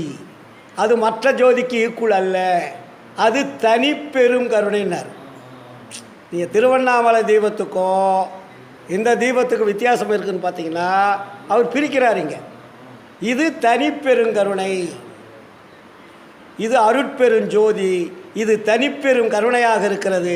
இந்த தனிப்பெரும் கருணைக்கு ஈக்குவல் எந்த கருணையும் இல்லைன்ட்டார். புரியுதுங்களா? அதனால் நம்ம இதை விடாமல் பிடிக்கணும். அதனால தான் வள்ளலார் சொல்லுவார், விடமாட்டேன், ஏமாந்து விடமாட்டேன், விட்டிடவும் மாட்டேன், உன் பதத்துணையே பிடித்தேன். அந்த வைராகியம் நமக்கு வரணும். நம்மளுடைய கணவன் மனைவி ஆகிட்டா நம்ம விடுறோமா? எவ்வளோ தான் திட்டினாலும் பேசினாலும் அடித்தாலும் உதைச்சாலும் விடுறோமா? நம்ம வீட்டுக்கு தானே நம்ம போகிறோம். அப்படியே பேசினாலும் திட்டினாலும் அட்ஜஸ்ட் பண்ணிக்கிறோம் இல்லையா? அது மாதிரி. அதனால தான் குற்றம் புரிதல் எனக்கு இயல்பே. இதை சொல்கிறார் பாருங்க, எப்படி குணமாக கொள்ளுவது உனக்கு இயல்பே. நான் இந்த உலகத்தில் மனிதனாக பிறந்துட்டேன், வாழ்ந்துட்டுருக்கிறேன். ஆனால் குற்றம் புரிவர்களோடு நான் வாழ்ந்து கொண்டு இருப்பதால் எனக்கு குற்றமும் வருகிறது. ஆனால் என்னை மன்னித்து ஏற்றுக்கொள்வாயாகன்னு சொல்கிறார். ஏன்னா நான் வாழக்கூடிய இடம் குற்றம் மிகுந்த வாழ்க்கை. அதனால் எனக்கு இயல்பாக குற்றம் புரிதல் எனக்கு இயல்பே, குணமாக கொள்ளுவது உனக்கு இயல்பே. சிற்றம்பலவா அடிச்சிறியேன் செப்பு முகம்தான் யாதுள்ளதோ. இல்லையா? எவ்வளோ ஒரு அழகாக நமக்கு தெளிவுபடுத்துகிறார். அதனால் நம்ம என்ன பண்ணோம்? நம்மளுடைய ஆன்மாவை தெரிந்து அதில் இருக்கக்கூடிய அமுதத்தை எடுக்கக்கூடிய வாழ்க்கையை நாம் அமைத்து கொள்ள வேண்டும். அந்த ஆன்மாவை மறைத்து கொண்டிருக்கக்கூடிய அஞ்ஞானம் என்னும் திரைகளை நாம் நீக்க வேண்டும். எப்படி நீக்கணும்? இதை தான் இங்கே வள்ளலார் சொல்கிறார். இங்குள்ள நீங்கள் பாருங்கள், அந்த முதல் வார்த்தையில் சித்தி விடாக திருமாளிகையில் அவர் முதல் வார்த்தையை என்ன சொல்கிறாரு? இதுதான் கடைசி வார்த்தைன்னு சொல்லிட்டு, இங்குள்ள நீங்கள் எல்லவரும் இதுவரைக்கும் இருந்தது போல் இனியும் வீண்காலம் கழித்து கொண்டிராதீர்கள். ஏன்னா இது முதல் சாலைக்கு ஆண்டவர் போகின்ற 10 தினமாகிய கொஞ்சம் காலம் வரையில் நான் இங்கே இருக்கிறேன். இன்னும் 10-15 நாளில் நான் போயிடுவேன். எங்கே? சாலை. அது வெள்ளிக்கும் நான் சொல்கிறத கேளுங்க. ஒரு வாத்தியார் வந்து எக்ஸாம் முடிய வரப்போகுது, பப்ளிக் எக்ஸாம். ஏப்பா இன்னும் 10 நாள் தான் இருக்குது, படிப்பா கரெக்டாக அந்த 10 நாளுக்குள்ளே நீ எக்ஸாமில் எழுதுனா தான் நீ பாஸ் பண்ண முடியும்னு சொல்கிறாருல்ல. வருஷம் பூரா சொல்லிகிட்டு இருந்தோம். அந்த கடைசி நாளாக அவர் குறிப்பிடுவார். டேய் இன்னும் 10 நாள் தான் இருக்குது, 5 நாள் தான் இருக்குது, 2 நாள் தான் இருக்குது, நாளைக்கு எக்ஸாம், கேர்ஃபுல்லாக இருங்க அப்படின்னு சொல்கிறார் இல்லையா? அது மாதிரி இங்கே கடைசியில் சொல்கிறார், அங்கே ஆண்டவர் போகின்ற 10 தினமாகிய கொஞ்சம் காலம் வரையில் நீங்கள் எல்லவரும் நல்ல விசாரணையில் இருந்து கொண்டிருங்கள். அங்கே என்ன வார்த்தை போடுறாரு? நல்ல விசாரணை. நீ சாதாரண விசாரணை அல்ல, நல்ல விசாரணையில் இருந்து கொண்டிருங்கள். அந்த விசாரணை எது என்றால், அவரே கேள்வி கேட்டு பதில் சொல்கிறார். நம்முடைய நிலை எப்படிப்பட்டது, நமக்கு மேல் நம்மை அதிர்ஷ்டிக்கின்ற தெய்வத்தினுடைய நிலை எப்படிப்பட்டது என்று விசாரிக்க வேண்டியது. அதற்கு தக்கபடி நீங்கள் ஒருமித்தாவது அல்லது தனித்தனியவாவது உங்கள் அறிவிற்கும் ஒழுக்கத்திற்கும் ஒத்தவருடன் கூடியாவது. இப்போ நம்ம பக்கம் சன்மார்க்க சங்கத்துக்கு வந்திருக்கோம், வீட்டில் விசாரிக்கலாம். இங்கே வந்தால் ஒரு எல்லாருக்கிட்டையும் கலந்துரையாடி நம்ம விசாரிக்கலாம். இது மாதிரி அதை கொண்டுட்டு வர்றார். அதுக்கப்புறம் வேலாயுத முறை கேட்டால் மனுஷ தரத்தில் சொல்லுவார்னு எழுதுவார். அவருக்கு அருள் தரம் என்பது கிடையாது. கேட்டிங்கன்னா ஏதோ மனுஷ தரத்தில் கொஞ்சம் விளக்கம் சொல்லுவார். அங்கே எப்படி கொண்டாந்து அவரை டவுன் ஆக்குறார் பாருங்க. அவர் என்ன சொல்கிறாருங்க? வேலாயுத முதலியாரை கேட்டார், மனுஷிய தரத்தில் போதுமான வரையில் சொல்லுவார். அவருக்கு அதுக்கு மேலே சொல்ல தெரியாது. ஏன்னா அவரே சொல்கிறார், இதுவரையில் என்னுடன் இருந்தும் என்னுடன் பழகியும் சுத்த சன்மார்க்கம் என்னவென்று புரிந்து கொள்ளவில்லைன்னு வேதனைப்படுறார் இவங்களெல்லாம். இப்போ நம்மளாம் கொஞ்சம் தெளிவாக இருக்கணும்னு அர்த்தம். கீழே போகலாமா? இப்போ இருக்கிற தெளிவு வள்ளலார் கூட இருந்தவங்களுக்கு தெரியாது. புரியுதுங்களா? நம்மளாம் எவ்வளோ ஓரளவுக்கு சிந்திக்கிறதுக்கும் தெளிவதற்குண்டான வாய்ப்பு நமக்கு கிடைச்சிருக்கு. அவரிடம் அப்படி கேட்டாவது நல்ல விசாரி. அது ஒன்று. அதுக்கப்புறம் என்ன சொல்கிறாரு? தனியாகவும் விசாரிக்கலாம். இப்போ எப்படி நான் சொன்னேன், எனக்கு ஒரு விடை கிடைக்கலன்னா தூங்க மாட்டேன். அது விடையை விடாப்பிடியாக அந்த விடைக்கு, அந்த கேள்விக்குண்டான விடை கிடைக்கிறவரையும் தூங்கக்கூடாது. கிடச்சிடும். முயற்சி உடையார் நம்ம எந்த அளவுக்கு முயற்சி செய்கிறோமோ அதற்கு தக்கவாறு நமக்கு இறைவன் அங்கே வந்துடுவார். தடுமாற்ற விடமாட்டார் சார். நீங்கள் உண்மை விசாரணையாக இருந்தால் உடனடியாக விளக்கம் கொடுக்கப்படும். சும்மா ஒரு ஃபார்மாலிட்டிக்கு விசாரிச்சிங்கன்னா வரமாட்டார். நீ நைட்டு பூரா ஏதோ ஒன்று பேசிட்டு கடை, கத்திட்டு கடை, நினச்சிக்கிட்டு கடைன்னு விட்டுருவார். அதனால தான் உண்மை விசாரணைன்னு போட்டார். நீங்கள் உண்மை விசாரணையுடைய இருந்தால் அடுத்த களத்தில் இறைவன் வந்து உங்களுக்கு அந்த கனவுலையோ நனவுலையோ உங்களுக்கு ஓப்பன் பண்ணிடுவார், சொல்லிடுவார். ஆச்சுங்களா? அப்புறம் என்னன்றாரு, இவ்விசாரணை முகத்தில் இருந்தால் நமது ஆன்ம அறிவை விளக்கமின்றி மூடிக்கொண்டிருக்கின்ற அனந்த திரைகளில் அழுத்தமாயிருக்கின்ற முதல் திரையாகிய பச்சை திரை முதலில் நீங்கிவிடும். நம்மளுடைய ஆன்மாவை மறைத்து கொண்டு இருக்கக்கூடியது எத்தனை திரை? அனந்த திரைகள். ஆனால் அவர் 9 திரைன்னு கடைசியில் கொண்டு வர்றார். நிறைய இருக்குது, முக்கியமானது அழுத்தமான திரை. அப்போது அதில் முதல் திரை என்னன்னா பச்சை திரைன்றார். முதல் திரையாகிய பச்சை திரை முதலில் நீங்கிவிடும். இந்த விசாரணையில் இருந்தால் உங்களுக்கு அறியாமை என்னும் அந்த பச்சை திரை முதல்ல நீங்கிடும். அதை நீங்கினா உங்களுக்கு என்ன ஆகும்? உண்மைகளெல்லாம் தன்னைத்தானே விளங்கும். அப்போ அதுவும் நான் சொல்கிறாரு, இந்த முதல் திரையில் 2 கூறுகளாக இருக்குதுன்னு வரும். இன்னொரு பின்னாடி வரும்போது அதில் சுத்தமாயா திரை, அசுத்தமாயா திரைன்னு பிரிப்பார்.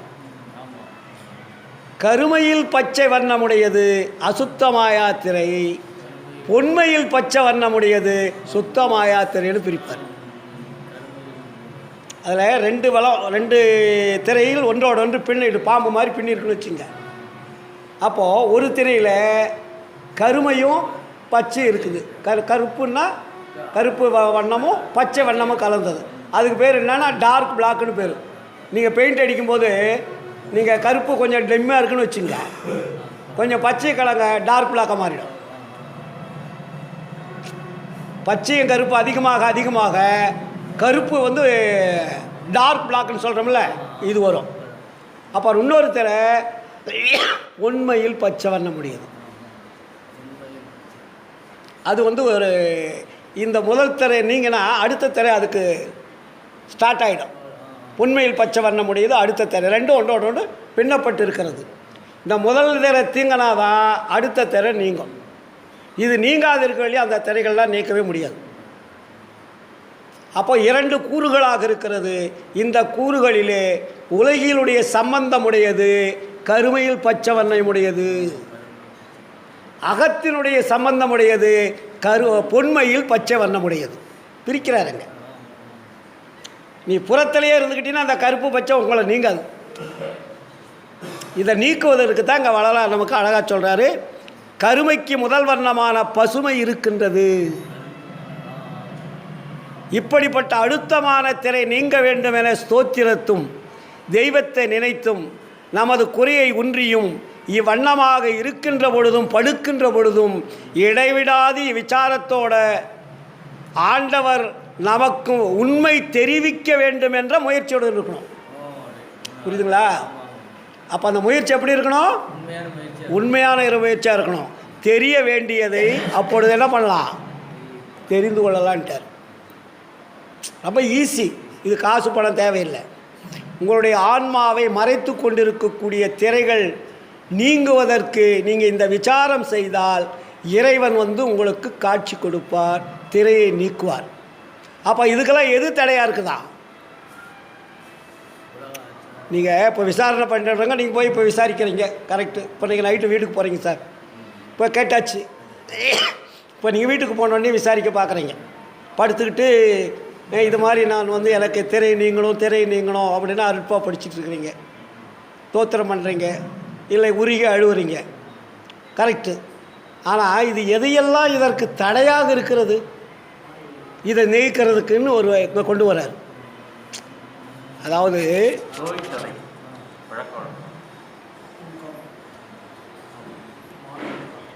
எது தடையாக இருக்குன்னா, இதற்கு மேற்பட நாமும் முன் பார்த்தும் கேட்டும் லட்சியம் வைத்து கொண்டிருந்த நீங்கள் எதுக்கு இதுக்கு முன்னாடி என்னென்னத்தில் லட்சியம் வச்சுருந்தீங்க? வேதம், ஆகமம், புராணம், இதிகாசம் முதலிய கலைகள் எதனிலும் லட்சியம் வைக்க வேண்டாம். இதான் தடை. நீங்கள் இதில் லட்சியம் வச்சுக்கிட்டு நீங்கள் விசாரம் பண்ணிக்கிட்டு இருந்தீங்கன்னா சத்தியமாக கிடைக்காது. தெளிவாக கொடுத்துட்டாருங்க.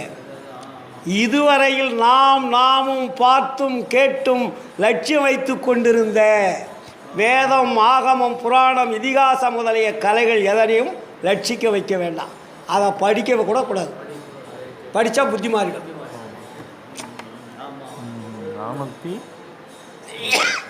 பேருபதேசத்தில் புரியுதுங்களா?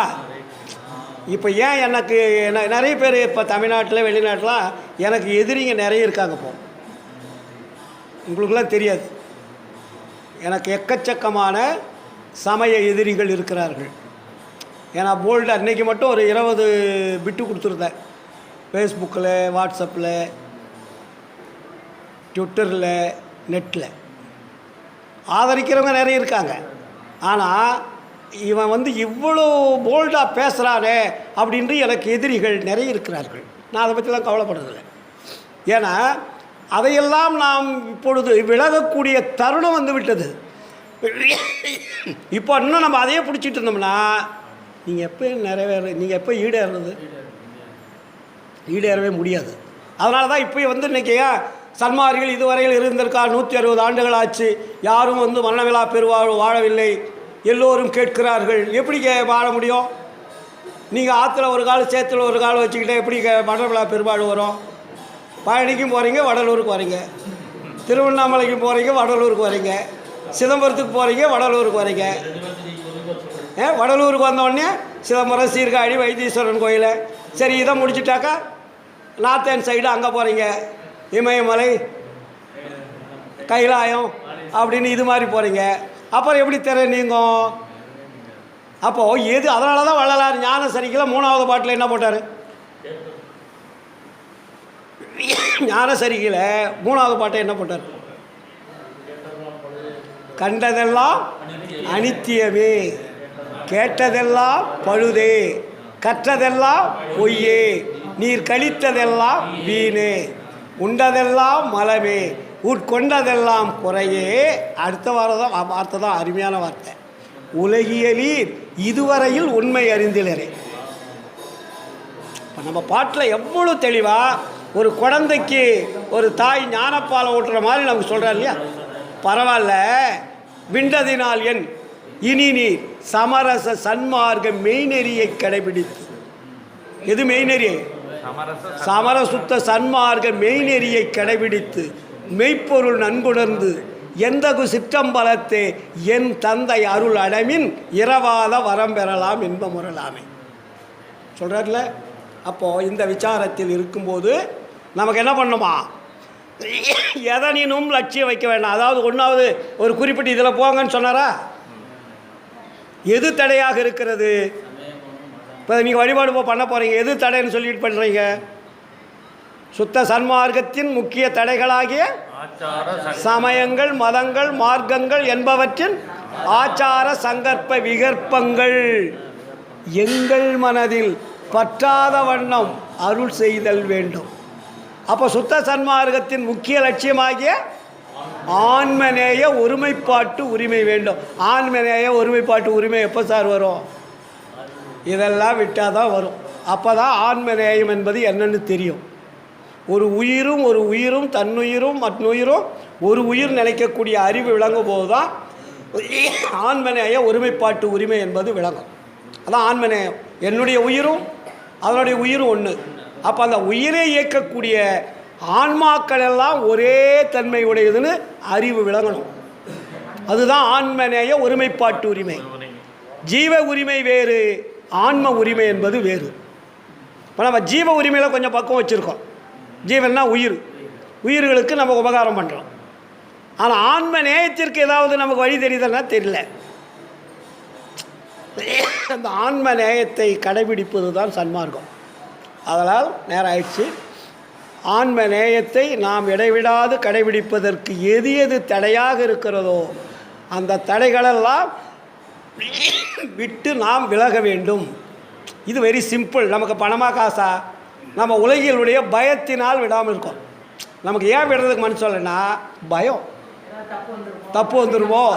ஏன்னா இது வெளியே அங்கே போயிருந்தோம், நமக்கு புள்ள கொடுத்தாங்க, சொத்து கொடுத்தாங்க, வாசல் கொடுத்தாங்க, அதை கொடுத்தாங்க, இதை கொடுத்தாங்க, அதனால் நம்ம மறுபடியும் போகலான்ற எண்ணம் வரும். யாரும் எந்த தெய்வமும் கொடுக்கல, இங்கே தான் இங்கே வைக்கிறார் வள்ளலார். நீ எந்த தெய்வத்தை வணங்கினாலும் உங்களுடைய எண்ணத்தினுடைய பிரதிபலிப்பை ஏற்று அதே அருட்பெருஞ்சோதி தான் அங்கே கொடுக்குது.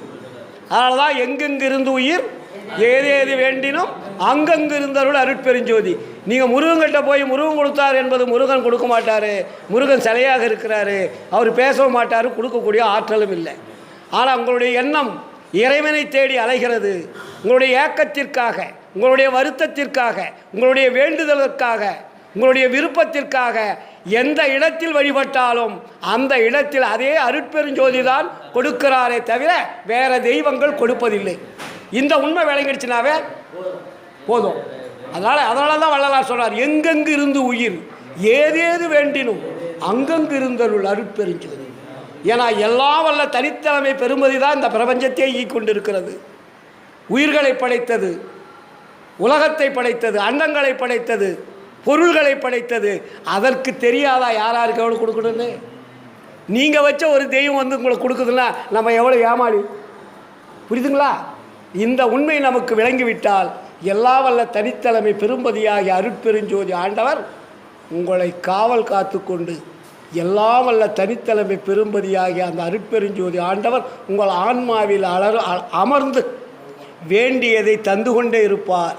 அதனால தான் வள்ளலார் சொல்வார், எங்குரு தீமையும் எதை தொடரா வகை கங்குலும் பகலுமே காவல் செய் துணையை. அப்படியே இருவரும் அருட்பெருஞ்சோதி. அப்போ எவ்வளோ தெளிவாக இருக்கு இல்லையா? இதை விட என்ன சொல்லணும்? அப்போது நமக்கு தீங்கு வந்தாலும் ஒரு தாயை போல, அதான் அண்ணன், தம்பி, ஆப்தர், சிநேகிதர், நண்பர் இவர்களை விட கோடி கோடி பங்கு நன்மை தரக்கூடியவர் தான் அருட்பெருஞ்சோதி ஆண்டவர். அதையும் போட்டார் இல்லையா கடைசியில்? எவ்வளோ தெளிவாக எழுதியிருக்காருங்க. நம்ம நிறைய படிக்கணும். எல்லோருக்கும் கடைசியில் முடிக்கிறார் அந்த பேர் உபதேசத்தில், தாய், தந்தை, அண்ணன், தம்பி முதலான ஆப்தர்கள் செய்யப்பட்ட உதவி எவ்வளவோ அதற்கு கோடி கோடி பங்கு அதிகமாக உதவி கொடுக்கும்படியான இடம் இந்த இடம். எந்த இடம்? ஆன்மாதான். அதை நமக்கு சுட்டி காட்டினார். அந்த ஆன்மாவை இடைவிடாது தொடர்பு வைத்து கொண்டால் எல்லா சக்தியும் உங்களை தேடி வர நேரம் இல்லை. அதனால தான் அங்கே வள்ளலார் வந்து தனிப்பாடலில் போடுவார். இதை போனீங்களா வீட்டில் படிங்க. இந்த ஒளியினுடைய தன்மையை பற்றி அதில் அழகாக சொல்லுவார். ஆணி பொன்னபல காட்சி படிச்சிங்கனாக்கா அவர் எப்படி மேலே ஏறி போகிறாருன்னு தெரியும். அதுக்கப்புறம் இங்கே வந்து கண்புருவ பூட்டு அப்படின்ற பாடலில் அதில் ஒவ்வொரு வரியிலையும் விளக்கங்கள் இருக்கிறது. அது மாதிரி அழகாக முதலே சொல்லுவார், கையறவர் இல்லாத நடு கண்புருவ பூட்டு கண்டுகளி கொண்டு திறந்து உண்டு நடுநாட்டு. திறக்கணும். அது திறந்தாதான் உள்ளே இருக்கக்கூடிய ஒளி நமக்கு தெரியும். ஐயர் மிக உய்யும் வகை அப்பர் விளையாட்டு ஆடுவதென்றே மறைகள் பாடுவது பாட்டு. மறைகளெல்லாம் பாடிச்சு திறக்கலை. ஆனால் நீங்கள் ஜீவகாருண்யத்தினாலும் இடைவிடாத விசாரத்தினால் இருந்தால் உங்களுடைய பூட்டாகப்பட்டது திறக்குன்ட்டார். அதனால தான் சிற்சபையும் பொற்சபையும் சொந்தமெனதாச்சு. தேவர்களும் மூவர்களும் கிடைக்காதவர்கள் பேசிக்கொண்டிருக்கிறார்னு அர்த்தம். இது வெளியே கிடைக்காதவர்கள் அங்கே என்ன சொல்கிறாங்க? தேவர்களும் மூவர்களும் பேசுவது என் பேச்சு, இச்சமய வாழ்வில் எனக்கு என்ன இனி ஏச்சு, என் பிறவி துன்பமெல்லாம் இன்றோடே போச்சு. என்ன வார்த்தை இது! நீங்கள் பாடல்னு நினச்சிட்டீங்க, ஆனால் அதுக்குள்ளே அவ்வளோ பெரிய கடலை, உலகத்தை அத்தனையும் வச்சுருக்கார். தனிப்பாடலாம் சூப்பராக இருக்கும். அதனால தான் சொல்கிறார், ஐயர் அருட் ஜோதி அரசாட்சி எனதாட்சி, ஆரணமும் ஆகமும் பேசுவது என் பேச்சு. நீங்கள் ஆரணம் விடணும்னு சொன்னார் இல்லையா? வேத ஆகம புராணங்கள் இதிகாசங்கள் விடுன்னு சொல்லிட்டாரு. ஆனால் இப்போ அதெல்லாம் என்ன பண்ணிகிட்ருக்கா? வள்ளலாரை பற்றி பேசிக்கொண்டிருக்கிறது. இங்காரிவுரி என்னவும் அப்பாலே சென்ற நடின்னு வர ஆணி பொன்னம்பல காட்சியில், நான் செல்லுகின்ற பாதையில் கோடி கோடி சித்தர்கள், யோகிகள், ஞானிகள் எல்லாம் பார்த்து கொண்டிருக்கிறார்கள். எப்படி? இங்காரி ஒரு எண்ணமும் அப்பாலே சென்ற நடி. எல்லாம் பார்க்குறாங்க, இவன் சர்வசாதாரணமாக அவர் போயிட்டுருக்காரு. அப்போது எல்லாரும் அதிசயப்படுறாங்க. அதனால தான் அங்கே அனுபவ மாலையில் சொல்லுவார், பொய் பிடித்தார் எல்லோரும் புறத்திருக்குன்னு போட்டார். நான் போய் பொது நடங்கண்டு உலங்களிக்கும் போது மெய்பிடித்தாய் வாழிய நீ சமரச சன்மார்க்கம் விளங்குக என்று எனது கைவிடித்தார், நானும் அவர் கால் விடித்து கொண்டேன். இனி கைவிடும் ஆணை நம் ஆணை என்று இன்புற திருவாக்களித்து என் உள்ளே கலந்து இசைவுடன் இருந்த குருவே. அப்படிப்பட்ட அருட்பெருஞ்சோதி ஆண்டவர் யாரும் அல்ல, நம்ம அப்பா. நம்ம அப்பாவை நினைக்கிறதுக்கு நமக்கு எல்லாம் கஷ்டம். படைத்தவர் அவர் தானே. படைத்தவரை விட்டு படைக்காதவர் பின் சென்றால் என்ன கிடைக்கும்? ஒன்றுமே கிடைக்காது. அதனால தான் தாயாகி தந்தையுமாய் தாங்குகின்ற தெய்வம், தனக்கு நிகரில்லாத தனித்தலைமை தெய்வம். தனக்கு நிகர் இருக்கா? அப்படிப்பட்ட அந்த மெய்ப்பொருளான உண்மை தெய்வத்தை இந்த உலக மக்களுக்கு காண்பித்தவர் வள்ளலார், காட்டியவர் வள்ளலார், கலந்து கொண்டவர் வள்ளலார். நம்மையும் கலக்க வேண்டும் என்பதற்காக எல்லா உயிர்களும் இன்புற்று வாழ வேண்டும் என்று நமக்காக பிரார்த்தனை செய்து கொண்டிருப்பவரும் வள்ளலார். என்போல் இவ்வுலகம் பெறுதல் வேண்டுமென்னார். புரியுதுங்களா? அதனால் இந்த உலகம் முழுவதும் சுத்த சன்மார்க்கம் விளங்க வேண்டும். அதற்கு நாம் வழிகாட்டியாக வாழ்ந்து காட்ட வேண்டும்.